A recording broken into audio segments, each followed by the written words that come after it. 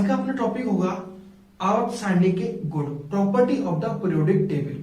तो दोस्तों आपको बता दें कि जो अपन पीरियोडिक टेबल पढ़ते हैं प्रेजेंट टाइम में, वो पढ़ते हैं आधुनिक आवर्त सारणी। ये आवर्त सारणी परमाणु क्रमांक पर आधारित है, जिसको मोजले ने दिया था 1913 में। ठीक है, तो जो अपनी आवर्त सारणी है, तो इसको प्रॉपर्टी को पढ़ने से पहले इसकी कुछ इंपॉर्टेंट चीजें बता देता हूं। पहली इंपॉर्टेंट चीज है जो मोजले पर आधारित अपन आवर्त सारणी पढ़ते हैं, जो कि 1913 में इन्होंने दी थी। इस आवर्त सारणी को परमाणु क्रमांक पर आधारित है।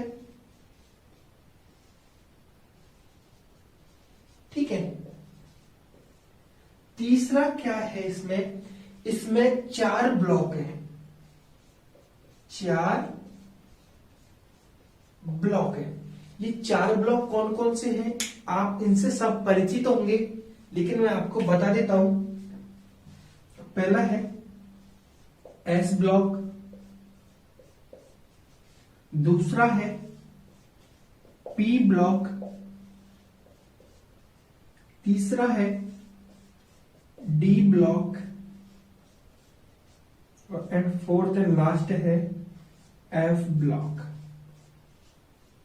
ठीक है, अब तक आवर्त सारणी में मोजले ने 1913 में दी थी, परमाणु क्रमांक पर आधारित है, और इसमें 4 ब्लॉक है, एस, पी, डी और एफ। ठीक है, चौथा गुण इसका क्या होगा,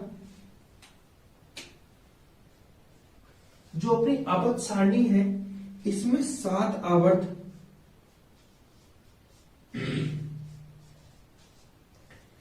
व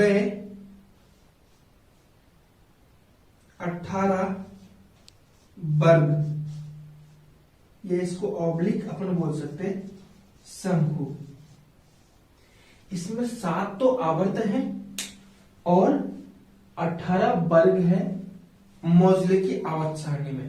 अपना मेन टॉपिक तो होगा आवर्त सारणी के गुण, property of the periodic table. लेकिन इसको पढ़ने से पहले अपन ये तो पढ़े कौन सी वाली आवर्त सारणी की प्रॉपर्टी अपन पढ़ेंगे। ऐसे मेंडलीफ की भी है, तो काफी सारे साइंटिस्टों ने दी है, लेकिन जो मेंडलीफ के बाद जो आवर्त सारणी है मोजले की, उसके बारे में पढ़ेंगे अपन। एंड पांचवा एंड लास्ट गुण है कि आवर्त सारणी में 118 तत्व है, एलिमेंट है। और एक इंपॉर्टेंट चीज आवर्त सारणी के बारे में कि आवर्त सारणी फुलफिल है, इसमें कोई भी रिक्त स्थान नहीं है प्रेजेंट में, क्योंकि पूरी आवर्त सारणी 118 तत्वों से भरी हुई है। ठीक है, ये तो हुई आवर्त सारणी की कुछ भूमिका। अब इसकी मेन इंपॉर्टेंट थिंग है, जो अपना आज का टॉपिक है, वो है अपना टॉपिक आवर्त सारणी के गुण। ठीक है, तो आवर्त सारणी के गुण कौन कौन से होते हैं, परमाणु त्रिज्या, आयनन विभव, ठीक है, क्षारता, अम्लीय सामर्थ्य होती है उसमें, ठीक है, इलेक्ट्रॉन ऋणता, इलेक्ट्रॉन बंधुता, इसके बारे में अपन पढ़ेंगे। तो अपन एक तरफ एक चार्ट के रूप में बनाएंगे इसको, एक तरफ तो लिखेंगे अपन, गौर से समझना, बहुत ही बिल्कुल सिंपल वे में है। यहां तो लिखना है गुण, इधर लिखते हैं अपन आवर्त, और यहां लिखेंगे वर्ग। आपको बताएं 7 आवर्त होते हैं, जो 1, 2, 3, 4, 5, 6, 7 इस प्रकार से होते हैं। हमेशा आवर्तों में चला जाता है बाएं से दाएं। लिख देता हूं, आवर्तों में अपन चलेंगे बाएं से दाएं, एवं वर्ग में चलेंगे ऊपर से नीचे। काफी लोगों की थिंकिंग होती है कि सर वर्ग तो 18 है, हमको चलना चाहिए बाएं से दाएं, आप ऊपर से नीचे क्यों चल रहे हो। आपको मैं बता देता हूं, ये वर्ग है, ठीक है। इसमें क्या चलेंगे, ऐसी कॉलम बने होते हैं तो ऊपर से नीचे तो चला जाएगा, तो इस प्रकार आपने लिखा है वर्ग में चला जाएगा ऊपर से नीचे, और अपना जो होगा आवर्त होगा उसमें चला जाएगा बाएं से दाएं, याद रखना। तो अपना पहला गुण है, पहली प्रॉपर्टी है, वो होगी परमाणविक त्रिज्या, ठीक है। क्या है अपनी परमाणविक त्रिज्या, उससे बोलेंगे अपन एटॉमिक रेडियस, परमाणविक त्रिज्या, उसको बोलेंगे अपन एटॉमिक रेडियस, ठीक है।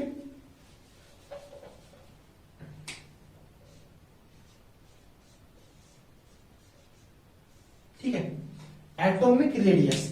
तो आपको पता है आवर्त सारणी में बाएं से दाएं चलने पर एटॉमिक रेडियस हमेशा की तरह क्या होती है, घटती है।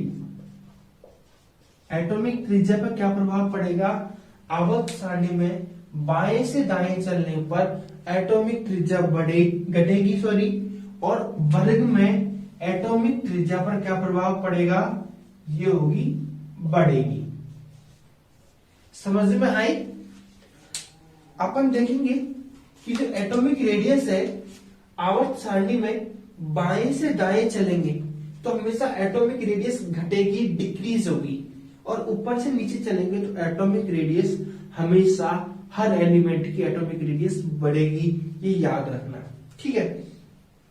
अब दूसरा पढ़ते हैं अपन, वो होगा अपना कि इनकी अम्लीयता और क्षारीयता पर क्या फर्क पड़ेगा। तो पहला तो पढ़ते हैं अम्लीयता।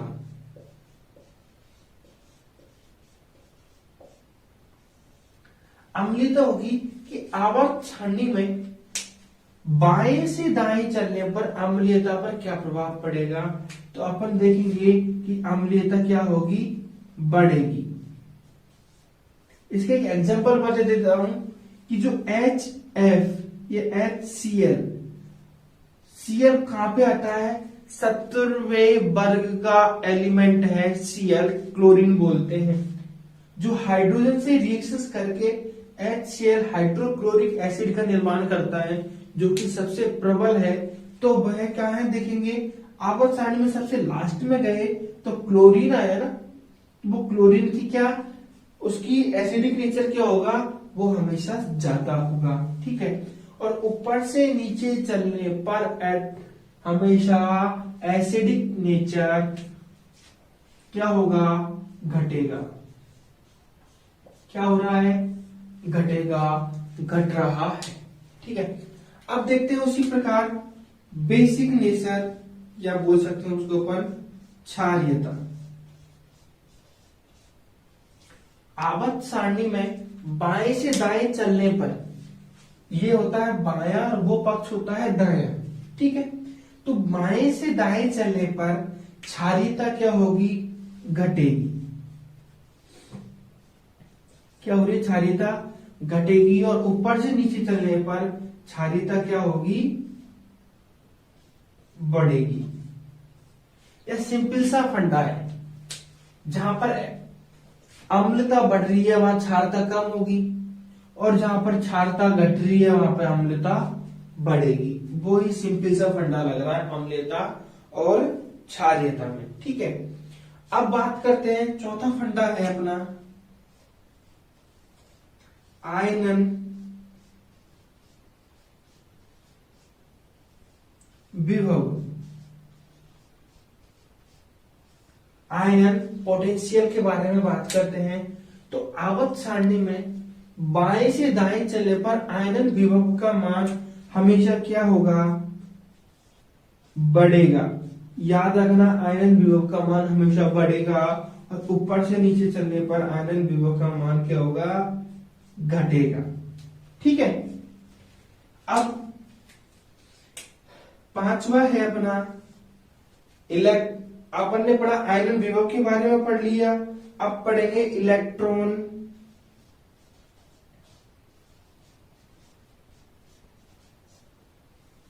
बंधुता, इलेक्ट्रॉन बंधुता के बारे में पढ़ेंगे, इलेक्ट्रॉन एफिनिटी के बारे में पढ़ेंगे। ठीक है, इलेक्ट्रॉन बंधुता क्या होगी कि आवर्त सारणी में बाएं से दाएं चलने पर इलेक्ट्रॉन बंधुता का मान क्या होगा, बढ़ेगा, और ऊपर से नीचे चलने पर इलेक्ट्रॉन बंधुता का मान क्या होगा भैया, घटेगा। ठीक है, ये आपको परमाणु त्रिज्या, अम्लता, क्षारीयता, आयनन वेव, इलेक्ट्रॉन बंधुता एक चार्ट के फॉर्म में बना रहे हैं ना, तो बिल्कुल याद करने में बिल्कुल इजी रहेगी। यदि अपन इसको बाय थ्योरेटिकल लिखते लाइन बाय लाइन, तो शायद मेरे हिसाब से इसको पढ़ने में थोड़ी सी कठिनाई होती, थोड़ा सा अपन को अजीब सा लगता। बिल्कुल परमाणु त्रिज्या कैसे होगी, बाएं से दाएं चलने पर घटती है। तो डायरेक्ट क्वेश्चन उठते हैं यहाँ से। अब आने वाली कुछ एनटीपीसी के एग्जाम आने वाली है, पटवार की एग्जाम आने वाली है, उनमें डायरेक्ट क्वेश्चन उठेंगे यहाँ से कि बताइए कि एक आवर्त में बाएं से दाएं चलने पर, ठीक है, इलेक्ट्रॉन बंधुता या इलेक्ट्रॉन ऋणता या बोल सकते हैं आयनन विभव या क्षारीयता पर क्या प्रभाव पड़ता है।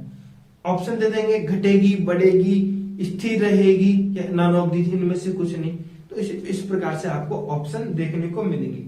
ठीक है, ये तो हुई अपने कितने 5 पॉइंट, 2-3 पॉइंट और है, उनके बारे में और अपन देखते हैं। छठा पॉइंट क्या कहता है अपना, छठा पॉइंट है अपना विद्युत ऋणता।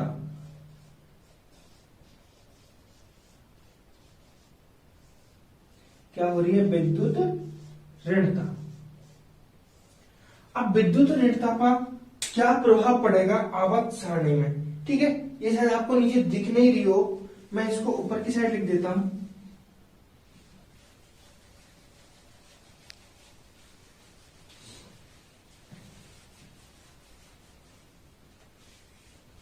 जो अपना छठा पॉइंट है वो है विद्युत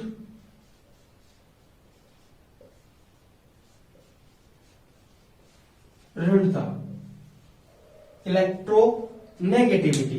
ठीक है, तो इलेक्ट्रोनेगेटिविटी का क्या होगा, आवर्त सारणी में बाएं से दाएं चलने पर इलेक्ट्रोनेगेटिविटी हमेशा क्या होगी, बढ़ेगी भैया। हमेशा हाइड्रोजन की इलेक्ट्रोनेगेटिविटी कम होगी, सोडियम की इलेक्ट्रोनेगेटिविटी कम होगी, क्लोरीन की इलेक्ट्रोनेगेटिविटी हमेशा ज्यादा मिलेगी। ठीक है, तो विद्युत ऋणता हमेशा बढ़ेगी और वर्ग में ऊपर से नीचे चलने पर विद्युत ऋणता हमेशा क्या होगी भैया, घटेगी।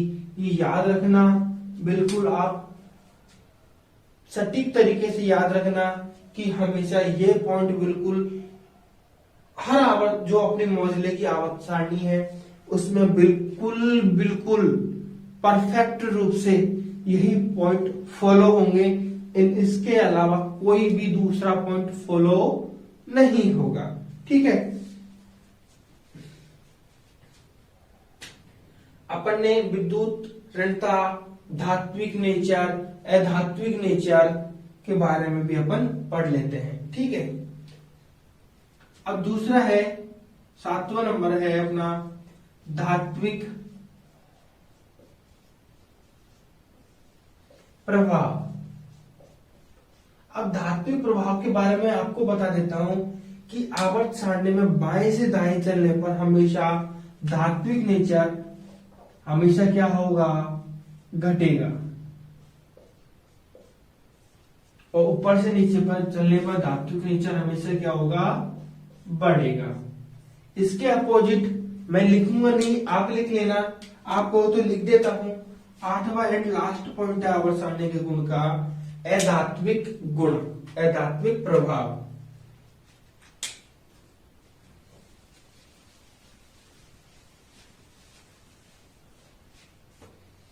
आठवां कौन सा है, अधात्विक प्रभाव। ठीक है बच्चों, अब अधात्विक नेचर क्या होगा, आवर्त सारणी में बाएं से दाएं चलने पर हमेशा अधात्विक नेचर होगा, वो क्या होगा, बढ़ेगा भैया। अधातु का गुण बाएं से दाएं चलने पर हमेशा बढ़ेगा। एस ब्लॉक में हमेशा धातुएं पाई जाती हैं, क्षारीय धातु और क्षारीय मृदा धातु। पी ब्लॉक में धातु, अधातु और उपधातु तीनों रूप से समान रूप से वहां पे पाई जाती है। तो वहां पे अधातु का नेचर है, यहाँ पे प्योरली रूप से धातु पाई जाती है। ठीक है, तो अधातु के नेचर बाएं से दाएं चलने पर बढ़ेगा और ऊपर से नीचे चलने पर अधातु का नेचर क्या होगा भैया, घटेगा। क्या होगा, डिक्रीज होगा, कम होगा, घटेगा। तो ये पढ़ा अपने अपच सारणी के गुण के बारे में। तो दोस्तों आज के लिए इतना ही, मिलते हैं नेक्स्ट वीडियो में अपन। धन्यवाद।